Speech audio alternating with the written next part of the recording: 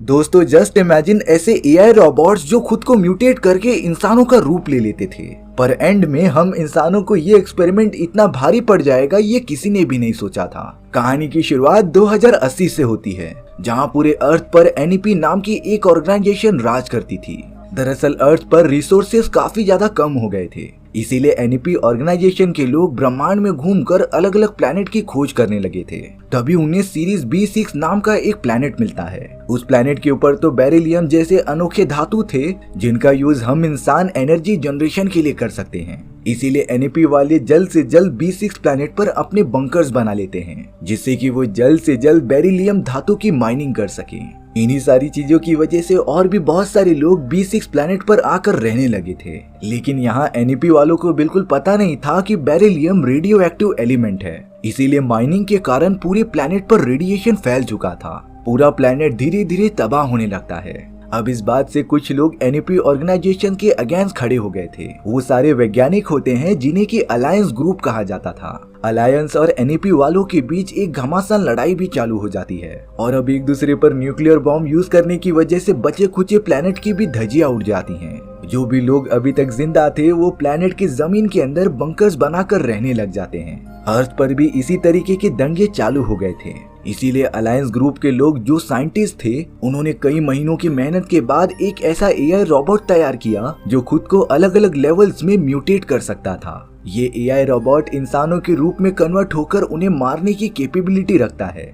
Alliance वालों ने तो इसी तरीके के बहुत सारे एआई रोबोट्स क्रिएट करके B6 प्लैनेट की धरती के अंदर छोड़ दिया था, जिससे कि अगर कोई भी इंसान जमीन के ऊपर पैर भी रखता था तब वो रोबोट्स इंसानों के दिल की धड़कन सुनकर उनके ऊपर हमला कर देते थे। ये सब अलायंस वालों ने एनईपी के लोगों को खत्म करने के लिए किया था। अलायंस वाले तो उन एआई रोबोट से खुद को बचाने के लिए हाथ में एक डिवाइस पहनते थे, जिससे कि रोबोट्स उनके दिल की धड़कन सुन ही नहीं पाते। अब हमें एक सोल्जर जो एनईपी ऑर्गेनाइजेशन के लिए काम किया करता था वो दिखाया जाता है। वो सोल्जर तो लगातार अलायंस ग्रुप के हेडक्वार्टर की तरफ बढ़ता ही जा रहा था। तभी अचानक उस सोल्जर के ऊपर जमीन में से वो एआई रोबोट्स हमला कर देते हैं, जिन्हें कि स्क्रीमर्स कहा जाता था। सोल्जर अपने आप को बचाने की बहुत कोशिश करता है, लेकिन स्क्रीमर्स ने हमला करके उसके सारे बॉडी पार्ट्स को काट दिया था। और हम इस बात से अंदाजा लगा सकते हैं कि वो स्क्रीमर्स कितने ज्यादा खतरनाक थे। वहीं दूसरी तरफ हमें अलायंस के हेडक्वार्टर में जो और चक नाम के दो वैज्ञानिक दिखाए जाते हैं।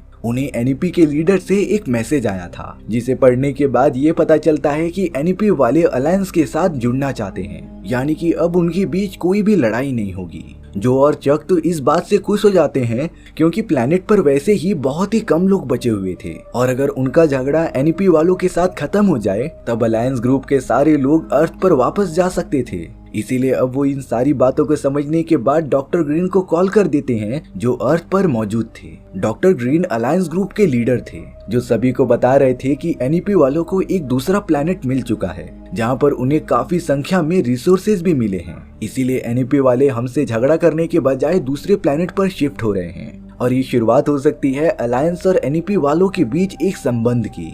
इसके बाद डॉक्टर ग्रीन अब डिस्कनेक्ट हो जाते हैं, पर कुछ ही देर बाद अलायंस के हेडक्वार्टर के सामने एक स्पेसक्राफ्ट आकर लैंड हो गया था। अच्छे से देखने के बाद अलायंस वालों को स्पेसशिप के अंदर काफी सारे रेडियो एक्टिव मटेरियल्स मिलते हैं। उसके अंदर तो सिर्फ जेफरसन नाम का एक आदमी जिंदा रहता है, जिसे कि जो और चेक ने पूछताछ करने के लिए अपने कस्टडी में ले लिया था। जेफरसन से थोड़ी पूछताछ करने के बाद उन्हें ये डार्क रियलिटी पता चली कि एनईपी ऑर्गेनाइजेशन वालों ने कभी भी मदद का हाथ बढ़ाया ही नहीं था, यानी कि अभी भी वो अलायंस के अगेंस्ट होकर उनसे वॉर कर रही थी। एनईपी वालों ने जो दूसरा प्लैनेट खोजा था वहाँ पर अलायंस वाले पहले से ही मौजूद होते हैं, इसीलिए उस दूसरे प्लैनेट पर भी एनईपी और अलायंस के बीच जंग चालू रहता है। साथ ही साथ जेफरसन ने जो को ये भी बताया कि डॉक्टर ग्रीन की कुछ महीने पहले मौत हो चुकी थी, जिसका मतलब ये होता है कि कुछ देर पहले जो और चक ने जिस डॉक्टर ग्रीन को कॉल किया था वो एक्चुअली एनईपी ग्रुप का एक प्लान होता है, जो चाहते थे कि वो अलायंस ग्रुप को हमेशा के लिए खत्म कर दें।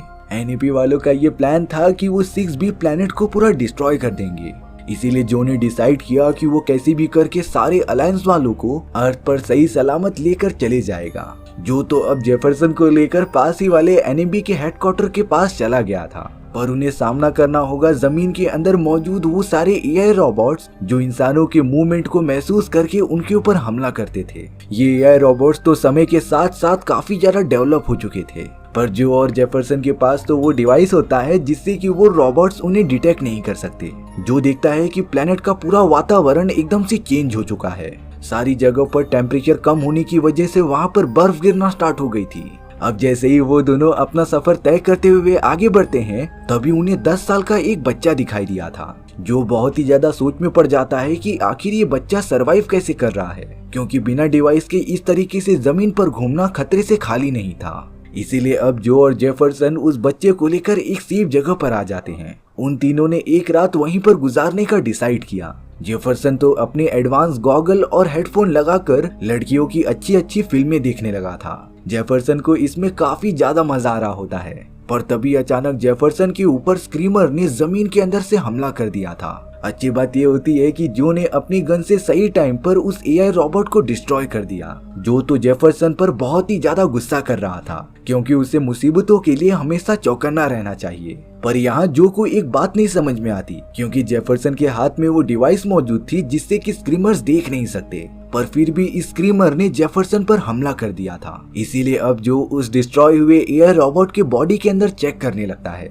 जिससे कि एक ऐसी अनजान चिप मिली जो उन्होंने कभी इन सारे एआई रोबोट्स के अंदर डाली ही नहीं थी। यानी इसका मतलब ये था कि किसी ने इन एआई रोबोट्स की प्रोग्रामिंग में चेंजेस किए हैं। अब जो जेफरसन और वो छोटा बच्चा चलते हुए एनईबी के हेडक्वार्टर तक पहुंच गए थे, पर हेडक्वार्टर से कुछ सोल्जर्स लगातार उन तीनों के ऊपर पॉइंट किए हुए होते हैं, जिन्होंने पता नहीं क्यों उस छोटे से लड़के के ऊपर तुरंत ही फायर कर दिया था। गोली लगते ही वो बच्चा एकदम से नीचे गिर जाता है, पर जो और जेफरसन ने जब उस लड़के को देखा तब वो कोई इंसान नहीं बल्कि एक एआई रोबोट था। दरअसल ये वही स्क्रीमर होता है जिसने इंसान का रूप ले लिया था, क्योंकि ये एआई रोबोट समय के साथ साथ खुद को अपडेट करते रहते थे और अब ये इतने केपेबल हो गए हैं कि इंसानों का रूप ले सकें। जो और जेफरसन इसके बाद सीधा हेडक्वार्टर के अंदर आ चुके थे, जहाँ पर उन्हें जेसिका नाम की एक वैज्ञानिक मिलती है। जेसिका जो को बता रही थी कि ये सारे स्क्रीमर्स अलग अलग लेवल पर पहुंच चुके हैं। जैसे कुछ टाइम पहले एक बच्चा उनके हेडक्वार्टर में घुस गया था, जो और कोई नहीं बल्कि लेवल 3 के रोबोट्स होते हैं। ये AI robot same to same इंसानों जैसे दिखते थे और उनके जैसे बातें भी करते थे। उस रोबोट ने तो एनईपी के कमांड सेंटर में घुसकर सारे सोल्जर्स को खत्म कर दिया। इसीलिए जेसिका और बाकी लोगों को अपना कमांड सेंटर जल्द से जल्द बंद करना पड़ा। लेकिन यहाँ जो कमांड सेंटर में जाकर देखना चाहता है उन रोबोट्स को, जेसिका के मना करने पर भी जो वहाँ पर चला गया था, जिसके सामने तुरंत ही लेवल 1 का एआई रोबोट आ चुका होता है, जो लगातार उन सभी को मारते हुए आगे बढ़ता ही जा रहा था। इसके बाद जो ने वहाँ के कंप्यूटर्स में उन सारे रोबोट्स के बारे में सारी इंफॉर्मेशन निकाली, जिससे कि उसे पता चलता है कि लेवल 1 के रोबोट्स नॉर्मल होते हैं और जो लड़का उन्हें मिला था वो लेवल 3 का रोबोट है। पर जो को लेवल 2 के रोबोट के बारे में कुछ भी पता नहीं चलता। तभी वहाँ पर लेवल 3 रोबोट्स का पूरा ग्रुप आ चुका था, जो कैसे भी करके खुद की जान बचाता है और कमांड सेंटर से जल्द बाहर निकल जाता है। पर उसे अभी भी नहीं पता था कि लेवल 2 का रोबोट कैसा होगा। यहाँ गौर करने वाली बात ये थी कि जेसिका का एक साथी लगातार एक ही चीज दोहराता जा रहा था। तब जाकर जेफरसन जो को आइडिया देता है कि शायद से लेवल 2 के रोबोट्स एक ही चीज बार बार दोहराते हैं, क्योंकि उनकी वोकैबुलरी इंसानों के जैसी परफेक्ट नहीं होती। जो ने तो ये बात सुनते ही जेसिका के उस फ्रेंड को चाकू मार दिया था। यहाँ उन दोनों का शक एकदम से सही निकलता है। जेसिका का दोस्त और कोई नहीं बल्कि लेवल 2 का रोबोट था। अब सारी चीजें आउट ऑफ कंट्रोल होने लगी थी, इसीलिए जो डिसाइड करता है कि वो सभी को लेकर अलायंस के हेडक्वार्टर में वापस चला जाएगा। वो सब तो बिना टाइम वेस्ट किए हेडक्वार्टर की तरफ निकल भी पड़े थे। वहां पहुंचने के बाद जो अपने साथी चक से डोर ओपन करने के लिए कह रहा था, पर यहाँ चक एक ही बात दोहराता रहता है कि वो डोर के और पास आए, जिससे कि जो को तुरंत ही थोड़ा सा शक हो जाता है। और जब यहाँ हेडक्वार्टर का डोर ओपन हुआ तब उसके अंदर से बहुत सारे लेवल 2 के एआई रोबोट्स बाहर निकलने लगे थे। यानी कि उन रोबोट्स ने अलायंस के हेडक्वार्टर पर भी पूरा कब्जा कर लिया था। जो जेफरसन और उसके सभी साथी उन सारे रोबोट्स को मारने में लग जाते हैं और अब लड़ाई के अंत में तो जो ने पूरा अलायंस का हेडक्वार्टर डिस्ट्रॉय कर दिया था, जिससे कि कोई भी रोबोट्स बच नहीं पाए। उस लड़ाई में लेवल 2 के रोबोट के हाथ से जेफरसन मारा जाता है।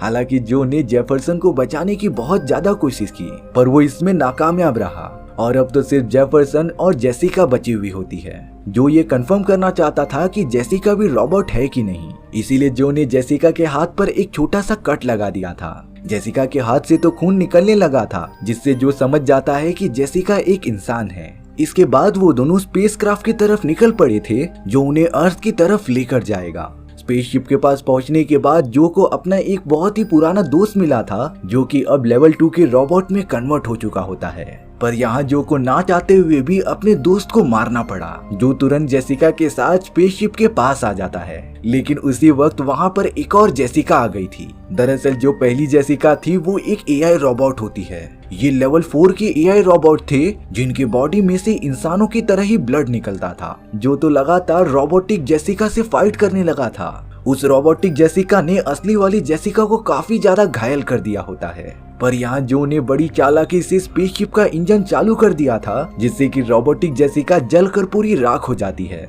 असली वाली जेसिका भी अपनी आखिरी सांसें ले रही थी। वो मरते मरते जो से अपने प्यार का इजहार भी कर देती है। अब जो के अलावा कोई भी नहीं बचा था, इसीलिए वो स्पेसक्राफ्ट में बैठकर अर्थ की तरफ निकल जाता है। लेकिन यहाँ एक बात का शक था कि शायद से जो भी एक एआई रोबोट हो सकता है, जो एक अलग ही लेवल का स्क्रीमर था। और अगर जो सच में रोबोट होगा, तब वो बहुत ही कम टाइम में अर्थ पर तबाही मचा देगा। इसी तरीके से हमारी ये कहानी यहीं पर खत्म हो जाती है। सो व्यूअर्स, आपको ये स्टोरी कैसी लगी कमेंट सेक्शन में बताना भूलना मत। और अगर आपको मेरा एक्सप्लेनेशन 1% भी अच्छा लगा होगा ना, तो वीडियो को लाइक एंड चैनल को सब्सक्राइब जरूर कर देना। मिलते हैं नेक्स्ट वीडियो में। Bye bye.